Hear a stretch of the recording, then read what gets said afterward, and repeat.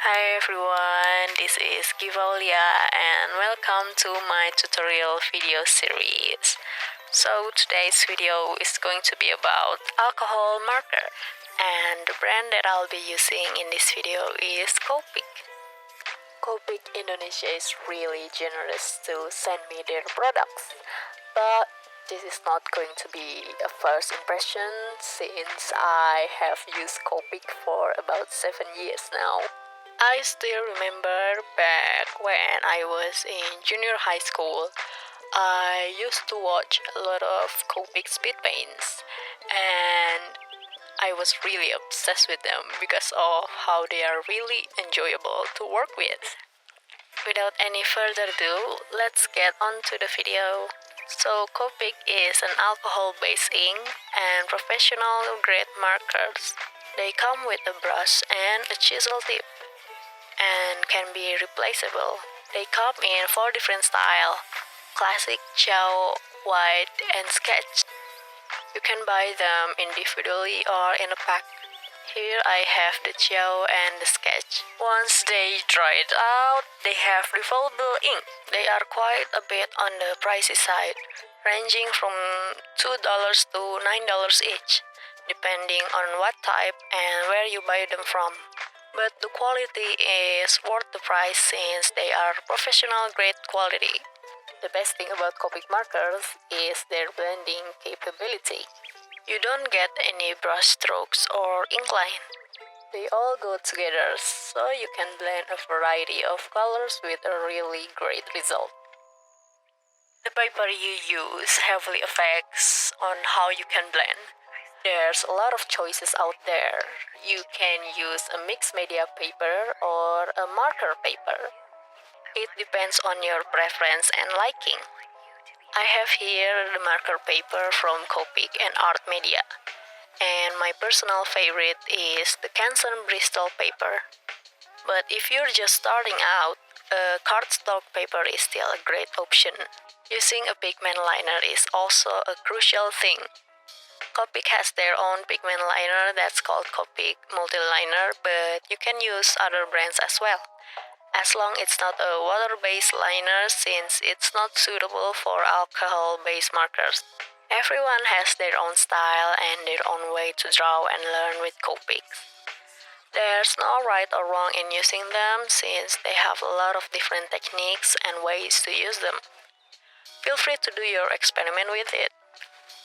But here are some of my tips and tricks on how to use them. When you first start out using Copics, it can be a little tricky to get the color to lay down evenly.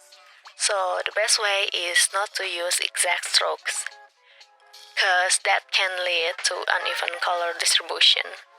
You can use a piece of paper to swatch and test the color first and practice your blending before using them in your actual illustration.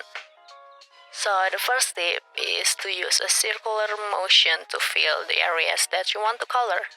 You want to work while the ink is still damp, or else it can sometimes end up with a hard edge of color that can look uneven.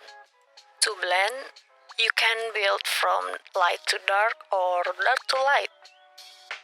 Use the lightest as the base color first and gradually add in the darker shades while the paper is still wet. And go back to the lighter color again and go over and blend where the two colors meet. You can also use control flick leg strokes. I really like to use this technique for hair. To blend color easier, you need to use colors that are around the same value. And you have to add another transition shade. Let's just say you want to mix a light purple with a dark purple. You have to first blend down the mid color and go back and forth.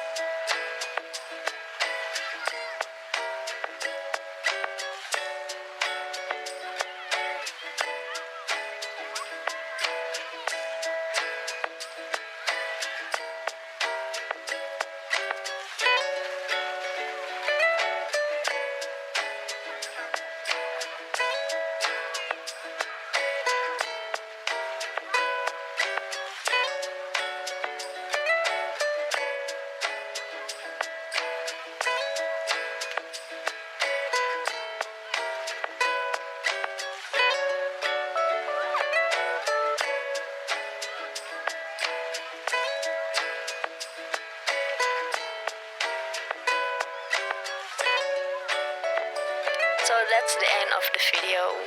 Feel free to leave a comment down below with any suggestion for videos or topics that you want me to cover. I hope you guys enjoyed it and the video is kind of helpful. Thank you so much for watching and I'll catch you guys next time. Bye.